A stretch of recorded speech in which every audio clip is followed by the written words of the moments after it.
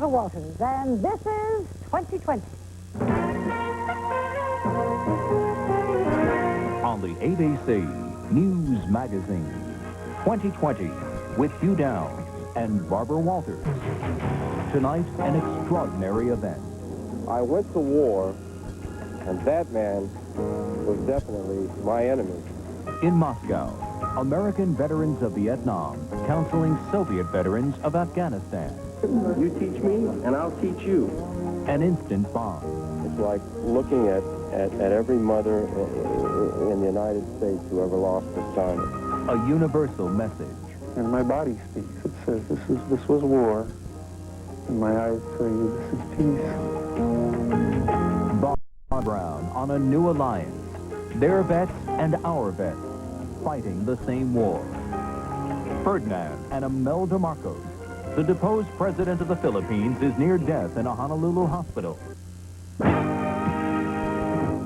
American soldiers and Soviet soldiers have been taught in the past to hate each other and trained to kill each other. But now American veterans of Vietnam and Soviet veterans of Afghanistan are embracing each other.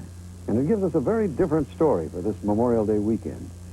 A reminder of the price of war and a vision of what real peace could mean.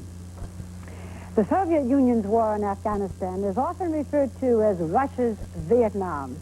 And now back home, their veterans are facing the kinds of problems our Vietnam veterans faced. In a remarkable testament to changing times, they asked some of our veterans to come to Moscow. Bob Brown went along, saw our soldiers help their soldiers, and saw moments to inspire us all. On Sunday afternoons in Moscow, women come to visit the graves of Soviet soldiers barely out of their teens who died fighting in Afghanistan.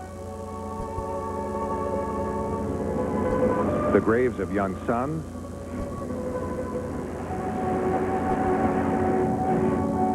and husbands, and fathers.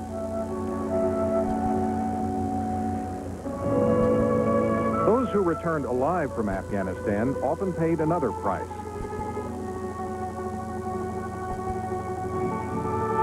Some felt alone with their nightmares and poorly understood in a country that had sent them to fight an unpopular war. The last of the Soviet convoys pulled out of Afghanistan early this year. During more than 9 years of military involvement, soldiers found themselves mired in a conflict where it was difficult to tell their enemies from their allies, where disillusionment led to drug and alcohol abuse. And when they went home, they weren't greeted as heroes. Many felt instead like forgotten men from a conflict in which more than 15,000 had died and 40,000 were wounded. For another group of war veterans, seeing pictures of the despair in the eyes of those returning soldiers was like remembering their own reflections 20 years ago. I looked in the mirror and saw that look. I was so fed up with people, so frustrated with society. And that's what triggered something in my heart. It chilled me for a moment. I thought, oh my God, here's another generation of Vietnam veterans. Dan Reed of Mount Pleasant, Iowa, is a Vietnam veteran. He is a member of a group of vets who are about to board a flight to Moscow on a trip that would have been unimaginable a year ago. They are going to the Soviet Union to meet with and try to help those Afghanistan veterans who fought for a different ideology, but who now face many of the problems the Vietnam vets remember, adjusting to disabilities and the stress that follows fighting a war viewed as a mistake in their own country. For another member of this group, 40-year-old Steve TICE of Eugene, Oregon, it is a way to help mark an anniversary. TICE was serving in Vietnam in the spring of 1969 during what was known as the Battle for Hamburger Hill. There, he was hit by a Soviet grenade that shattered the right side of his body and face. His right arm was amputated. That was 20 years ago in May, and I've known this year was coming up. I was 20 years old when I was wounded, and after this, I'll have been a disabled veteran longer than my body was whole. You know, I have a responsibility to my children, your children, you know, to this world, to speak, and my body speaks. It says, this was war, and my eyes tell you this is peace. At Sheremetyevo Airport, April 20th, on the other side of the customs area, a gathering of Soviet veterans waited for the group. The greeting started with a burst of recognition. Hey, what are you doing? 3 members of the American group, Shad Meshad of Los Angeles among them, had made a previous trip to Moscow 6 months earlier and had already laid a groundwork of friendship. But this was the first time that some others had been on foreign soil since leaving Vietnam. I couldn't believe, not in my wildest dreams, that I'd ever be standing in the Soviet Union, let alone underneath these circumstances. Yes, I want you to meet Dan. Dan. Nikolai. Nikolai, how are you? Dan. Nice to meet you. Welcome home, brother. For 10 days, the American vets would visit a country that had supplied the enemy in the war they fought. But their motivations for going ahead, as they began with tours to different sites in Moscow, had a common element, a desire to give some meaning to experiences and injuries which years ago seemed to have none. Many are now involved professionally in veterans counseling and services, and to cover the tour expenses, each paid $2,500 to a Seattle-based peace group called Earth Stewards Network, which organized the visit. Got it. On his first walk through Red Square, Danny Reed was still taken aback by the flood of first impressions, including a portrait hung to celebrate Lenin's birthday. This is one of the most powerful moments in my life. I went to war to defend the Constitution of the United States of America against all enemies, foreign and domestic. And that man was definitely my enemy. And all the people that believed in what he said were my enemies. And to stand here in this square and look up at that, it's one of the most, it's like he's piercing my very soul. And all the people that I've been in combat with or I may have killed, it seems like they're walking with me right now. And I just, it's like they've got their hand on my shoulder and they're saying it's all right, you know. All right. Bill, is this the beginning of world peace or what, huh? Oh, come on. All right. For the next 30 days. Later that day, the vets from Vietnam and Afghanistan would meet formally for the first time. Here, Bobby Muller, who founded the Vietnam Veterans of America after being partially paralyzed in the war, would give advice to Afghanistan vets on forming their own organization. Danny Reed would try to break the language barrier with Igor Marazov, a 24-year-old, highly decorated veteran. It was a first chance for older men to talk with young men about putting war behind them.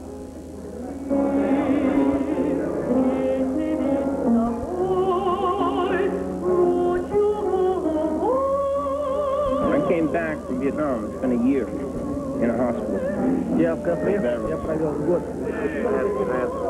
Photographs of me when I was a soldier, younger than you. What a charming child. Child? Child, Yeah, Million? When we came back from Vietnam, there was very little recognition from everything that I've heard.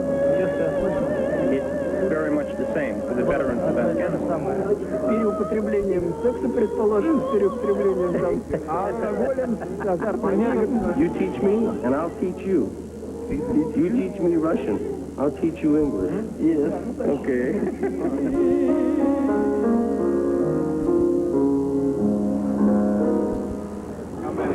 Soon enough, the agendas in the days that followed covered the serious issues on which Vietnam vets had years of expertise. Gary May, now a clinical social worker in Evansville, Indiana, on his way to a meeting with Afghanistan veterans and psychologists about the psychological impact of war. Until Afghanistan, Soviet psychologists had little experience treating many of the emotional ills of soldiers who fought an unpopular war. They are seeing a condition to which the Vietnam generation gave a name, PTSD, post-traumatic stress disorder. In Vietnam, we find, with Vietnam veterans, we find that alcohol, drug abuse begins sometimes in the war. Roger Melton is now a counselor who suffered some of those problems. He emphasized the importance to Vietnam veterans of treatments which have yet to gain much acceptance in the Soviet Union. notably self-help groups in which the veterans were free to talk out their problems. Talking has been part of therapy for Amir Safen. Last May, he was in a tank that exploded when it hit a landmine. And when he regained consciousness after his legs were amputated, he was barely able to write a letter home. He could not remember letters of Russian alphabet, and he took just an ordinary book trying to recognize what other Russian letters are. Amir is 20 years old, with an estimated 6 months of hospitalization left. We met him again outside after the session. People here cannot, and they do not want to understand how difficult it is for those who coming back from Afghanistan. And those who never been there, they try to forget everything about our Afghan warfare. For that reason, he said, the Soviet bureaucracy has been slow to respond to the needs of veterans. And he added, they have a notorious phrase, "It wasn't I who sent you to Afghanistan."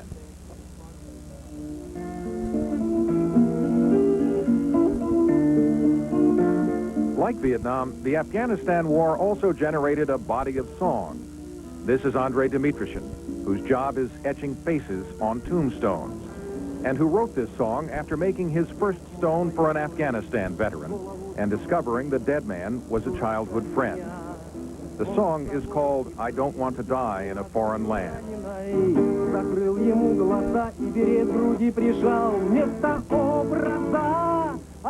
The only public memorial to the veterans of Afghanistan in the Soviet capital is this stone slab in an isolated corner of a Moscow park. And the Americans were reminded of their own efforts to build the Vietnam Memorial Wall when former Lieutenant EUGENE KHRUSHCHEV spoke for other veterans' hopes that there will be a larger monument here in the future. I hope that we'll unite our efforts with Vietnam vets, and I hope we'll do our best possible to prevent repetition of any war whatsoever.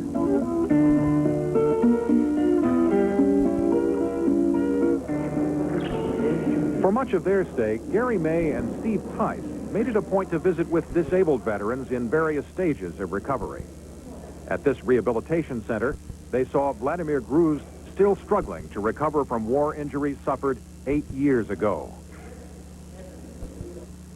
And in a hospital room, they met 22-year-old Andrei Kirasov, whose legs had been amputated, and Valentin Ryonkin, paralyzed from the waist down when a sniper's bullet hit him in the spine. They were visits that took Gary May back to Vietnam. April 12, 1968, I was on a point man on a night squad-sized patrol, and I stepped on a landmine, and the explosion resulted in the traumatic amputations of both my legs. The Afghanistan veterans, each hospitalized for more than 3 years, wanted to know how May and TICE had survived their catastrophic wounds. The biggest thing, I think, is perseverance, patience. Because of my experience, especially in the early days, it was quite a struggle. In many ways, we represent healing and what it might look like in 15 years. And then I'm moving around and I'm walking, that Gary's walking. That we were wounded so badly as they were. And that, our bodies are functioning. Certainly, having been wounded in combat, having suffered the loss of a part of your body, having gone through what we have both gone through in the readjustment to those changes are fairly universal. I mean, it differs little whether that happens to someone who lost a limb in Afghanistan or lost limb or limbs in Vietnam. Gary May began to develop a close friendship with a man who lost part of his right leg fighting in Afghanistan, Nikolai Chuvanov. Gary can wear his 2 artificial legs only part of the day. The rest of the time, he uses a wheelchair. The chair had been broken on the plane trip to Moscow, but Nikolai took it off to a welder and had it repaired. Hey. And that afternoon, in Gary's room, with the help of a translator, both men felt comfortable enough to compare and examine the limbs that have become a routine element in their lives. Hooks up there, and then that slides out.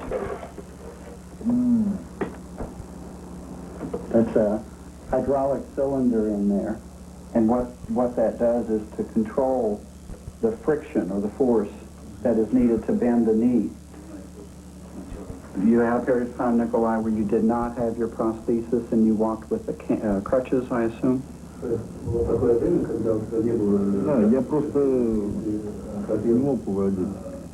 He was afraid at that time. He just couldn't do it. Yeah. Everybody has limitations. Some of us have limitations that require hardware and wood to fix. Others have limitations that are more hidden, but we all have limitations. It's better to be without your legs than be a fool. Yeah, here, here. That's it. Yeah, great.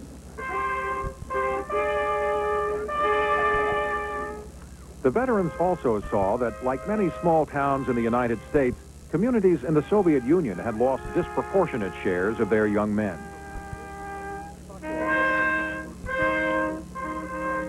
This was a memorial service in the small town of Lubertsy, just outside Moscow, which lost 23 men to the war.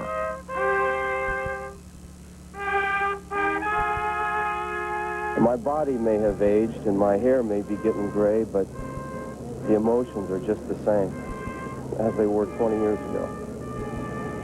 When you look into the faces of these parents that lost their young sons in the war, it's like looking at every mother in the United States who ever lost a son. I think that when you take the pain and the hurt of war and start turning that pain and hurt to more peaceful things, that one feels better also. But it's still a very painful process. One mother who lost a son told Steve TICE that the visit of the American vet had been an inspiration to her. The mother says that she, with your soul, she wants to help you. Спасибо вам, что вам хватает еще энергии и She thinks для наших ребят. that you have energy of your soul, of your heart for our soldiers, for our veterans of Afghan war. My oldest son, of course, is in high school. His friends came up to him in school and said that they were very proud of me. Steve said it was important for him to work with the Soviet families because his family had helped him survive. He had been encouraged to make this trip by his family, especially his children. They're the people that are now moving into the generation that either remain at home in peace or go to war. And they really appreciate the effort that we're making for peace. It's very important. Skulls for the American nation and for the friendship between our two countries. Cheers. The toasts at a farewell dinner were about friendship, sentiments like souvenirs that are reproduced in thousands of times and places. But when these veterans heard them one last time, they would seem fresh again, embellished like keepsakes with real names to remember. There was an instant bonding, an instant type of trusting relationship formed between all of us. And if we can do it, if people who are in the business of killing other people can become friends, then anybody can do it. I would like to say to the American people and the Russian people that we share this planet together, and let us do it peacefully and embrace each other rather than wound and kill each other. Let's embrace each other peacefully.